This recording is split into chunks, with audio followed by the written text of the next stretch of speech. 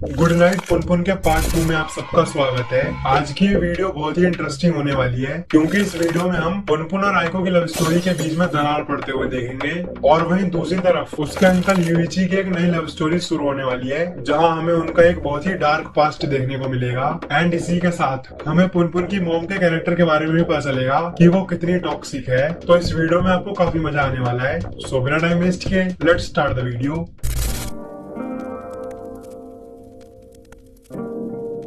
तो last video में जिस आदमी ने कन्फेस किया था कि उसने अपनी फैमिली को मार दिया है, तो अब उसने खुद सरेंडर कर दिया है और अब उसे जेल हो चुकी है।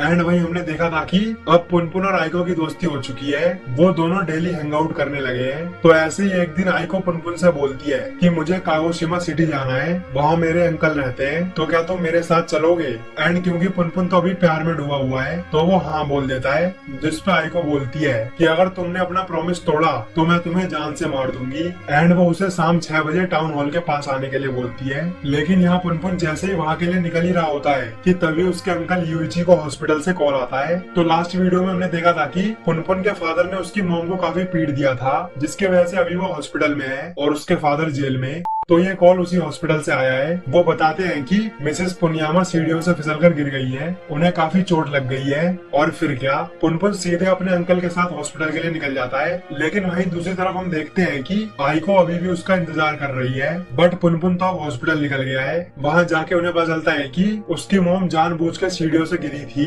ताकि वो कुछ और दिन यही हॉस्पिटल में रह सके। अब ऐसा इसीलिए क्योंकि उसे पुनपुन की जरा सी भी चिंता नहीं है। वो पुनपुन का ख्याल रखते रखते काफी पक गई है और उसे घर के काम करना भी पसंद नहीं है, तो इसीलिए वो यही रहना चाहती है। तो ये सब देखने के बाद पुनपुन और भी ज्यादा उदास हो जाता है क्योंकि उसकी मॉम ही उसके साथ ऐसा व्यवहार कर रही है। वो यूइची के साथ घर वापस जाता है और कुछ दिनों के बाद उसकी मॉम भी डिस्चार्ज हो जाती है। लेकिन यहाँ पुनपुन अभी भी आइको के बारे में ही सोच रहा है कि क्या आइको उस दिन अपने घर चली गई थी या फिर वो अकेले ही कागोशिमा चली गई, कहीं वो रो तो नहीं रही होगी। तो यही सब सोच के वो काफी उदास रहने लगता है। एंड जब वो अगले दिन स्कूल जाता है तो आइको उससे बात ही नहीं करती है, वो चुपचाप उसे इग्नोर करके चली जाती है। और पुनपुन ये सब देख के रोने लगता है क्योंकि उसका पहला प्यार उसे छोड़ के चली गई। अब वो बिल्कुल अकेला महसूस करने लगा है। और अब ऐसे ही 2 साल बीत जाते हैं। इन 2 सालों में पुनपुन ने एक भी बार आइको से बात नहीं करी है। उसने अपने दोस्त कोमात्सु और यागुची के साथ बैडमिंटन क्लब ज्वाइन कर लिया है। अब भले ही वो खेलने में उन दोनों जितना अच्छा ना हो, लेकिन इससे उसका मन आइको से हटा रहता है। लेकिन तभी वो देखता है कि वहाँ आइको आ जाती है। वो उसे देख के स्माइल करने लगती है और ये देख के पुनपुन कंफ्यूज हो जाता है। बट तभी हमें पता चलता है कि वो पुनपुन को देख के नहीं बल्कि उसके दोस्त यागुची को देख के स्माइल कर रही थी, क्योंकि अब वो दोनों रिलेशन में आ चुके हैं। ये देख के पुनपुन का दिल और भी ज्यादा टूट जाता है। अब वो और भी ज्यादा अकेले रहने लगता है। वो क्लास बंक करना शुरू कर देता है। तो ऐसे ही एक दिन उससे यागुची मिलता है। वो उससे बोलता है, तुम यहाँ क्या कर रहे हो, तुमने आज भी क्लास स्किप कर दी, लेकिन चलो कोई बात नहीं, क्या तुम घर जा रहे हो, चलो मैं भी साथ में चलता हूँ। एंड वो दोनों जाने लगते हैं। यागुची अपने ड्रीम के बारे में बताने लगता है कि उसे किसी भी हालत में ये बैडमिंटन टूर्नामेंट जीतना होगा, वरना उसका करियर बर्बाद हो जाएगा। और यहाँ पुनपुन चुपचाप बस उसकी बातें सुनता जा रहा है। एंड यही हम देखते हैं कि पुनपुन के दिमाग में जो उसके इमेजिनरी गॉड है, वो उसे बार बार मोटिवेट कर रहा है कि तुम इसे मार दो, इसने तुम्हारे प्यार को तुमसे छीना है, ये यही डिजर्व करता है। तो गॉड ये सब बोल ही रहा होता है। लेकिन तभी यागुची उससे बोलता है, पुनपुन क्या तुम्हें कोई लड़की पसंद है, रिसेंटली मुझे अपनी फर्स्ट गर्लफ्रेंड मिली है। यहाँ वो आइको की ही बात कर रहा है। आगे वो बोलता है, मैं उससे बात करते वक्त बहुत नर्वस हो जाता हूँ और शायद इसी वजह से मैं कोमात्सु से बैडमिंटन में हार जाता हूँ, मैं अपने मैच पर फोकस नहीं कर पाता हूँ। यहाँ पुनपुन बस ये सब सुने जा रहा है। वहीं गॉड उसे बार बार यागुची को मारने के लिए मोटिवेट कर रहा है कि इन्हें मार दो, ये सब मरना ही डिजर्व करते हैं। एंड अब अगला दिन होता है। यहाँ यागुची और कोमात्सु मैच की प्रैक्टिस कर रहे होते हैं क्योंकि कुछ दिनों में उनका टूर्नामेंट है। कोमात्सु खेलने में कुछ ज्यादा ही अच्छा है, वो बहुत ही इजीली यागुची को हरा देता है। कोमात्सु उससे बोलता है कि प्लीज तुम सीरियस हो जाओ, लेकिन उसे क्या पता कि यागुची सीरियस ही है, बस उसके राइट लेग में चोट लगी हुई है, इसीलिए वो और भी बुरा खेल रहा है। अब थोड़ा टाइम बीतता है। पुनपुन चुपके से यागुची और आइको को देख रहा होता है। वो देखता है कि आइको रो रही है, तभी वो उसकी तरफ ही आने लगती है, जो देख के पुनपुन घबराने लगता है। बट आइको उसे इग्नोर करके चली जाती है। एंड फिर उसके पास यागुची आता है। वो उससे बोलता है कि कल जो मैंने तुम्हें अपनी गर्लफ्रेंड के बारे में बताया था, तो उसका नाम आइको है। तो आज जैसे जैसे ही मैंने उसे तुम्हारे बारे में बताया तभी पता नहीं क्यों वो रोने लगी। क्या तुम दोनों के बीच कुछ हुआ था? शायद वो तुम्ही से प्यार करती है।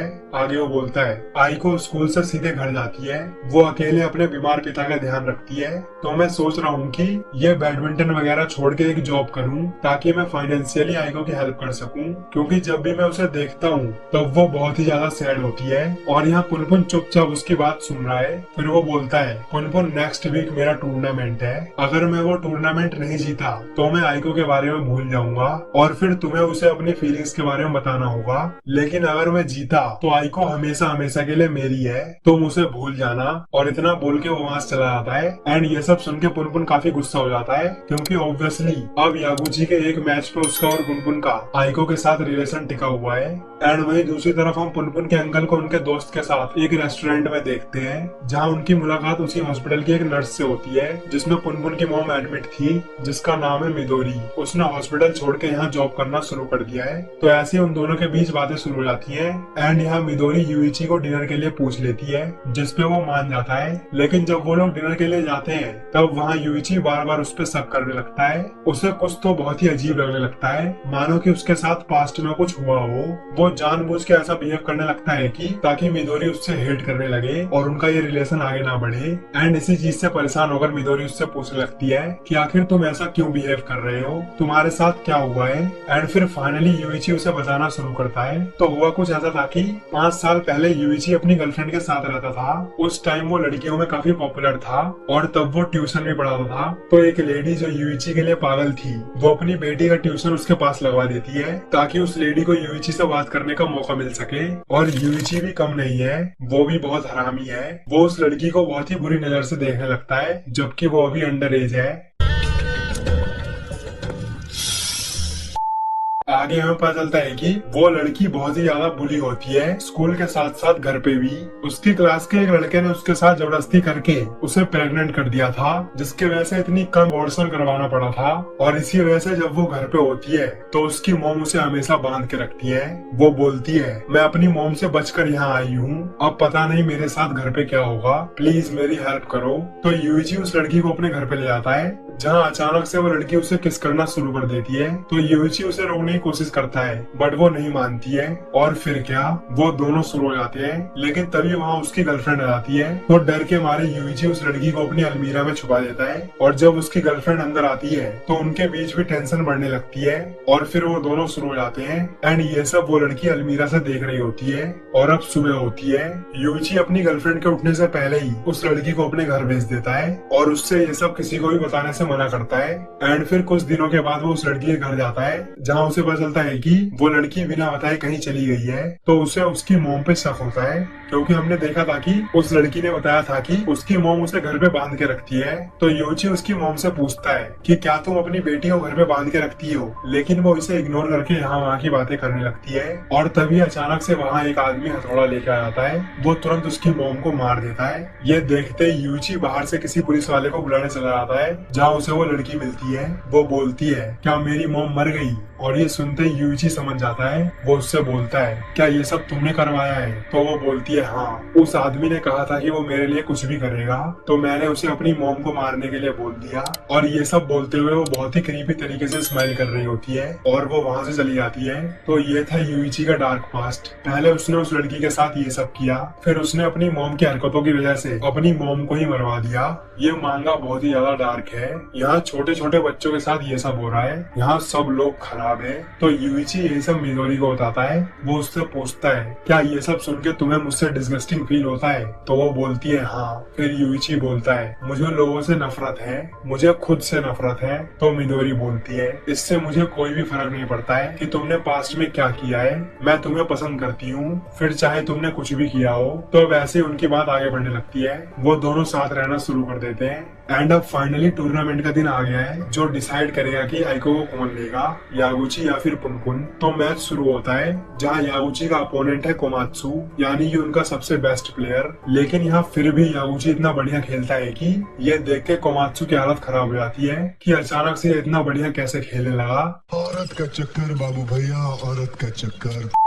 तो ये मैच पुनपुन और आइको देख रहे होते हैं। आइको उससे बोलती है, अगर तुम्हारे पास तुम्हें प्यार करने वाली फैमिली हो तो गॉड से और भी ज्यादा प्यार नहीं मांगना चाहिए। फिर चाहे भले ही तुम किसी के साथ रिलेशन में हो, चाहे तुम एक दूसरे से कितना भी प्यार करते हो, अगर तुम्हारे बीच में कोई अनबन हो गई तो तुम वापस से अपनी फैमिली के पास जा सकते हो। जैसे कि तुम मुझे छोड़ के चले गए थे, लेकिन मुझे कोई ऐसा पर्सन नहीं चाहिए। मुझे कोई ऐसा चाहिए कि जो अपना सब कुछ छोड़ के सिर्फ मेरे साथ रहे, सिर्फ मेरे से प्यार करे। आगे वो बोलती है, यागुची एक अच्छा लड़का है, लेकिन उसके पास भी भागने के लिए बहुत सारी जगह हैं, जैसे कि उसकी फैमिली, फ्रेंड्स। मुझे लगता है कि अगर वो मेरे साथ रिलेशन में नहीं भी होता तो फिर भी वो खुश रहता और मैं फिर से अकेली पड़ जाऊंगी।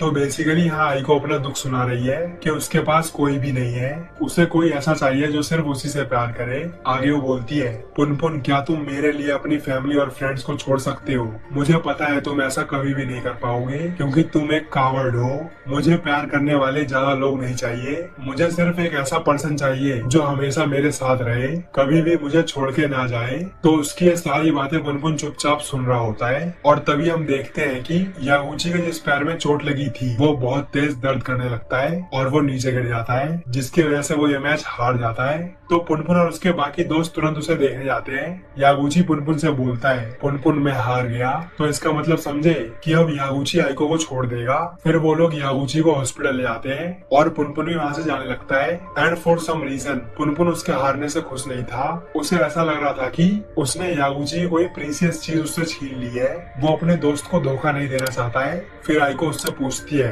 क्या तुम घर जा रहे हो? एंड यहाँ पुनपुन फाइनली उससे सॉरी बोलता है कि मुझे माफ कर दो कि मैं उस दिन तुम्हारे साथ कागोशिमा नहीं जा पाया था। तो आइको बोलती है, मुझे इससे कोई भी फर्क नहीं पड़ता है, चलो हम दोनों अभी चलते हैं। लेकिन यहाँ पुनपुन उससे बोलता है, जाओ तुम पहले यागुची से मिल लो, उसे अभी सबसे ज्यादा तुम्हारी जरूरत है। तो वो बोलती है, आखिर क्यों?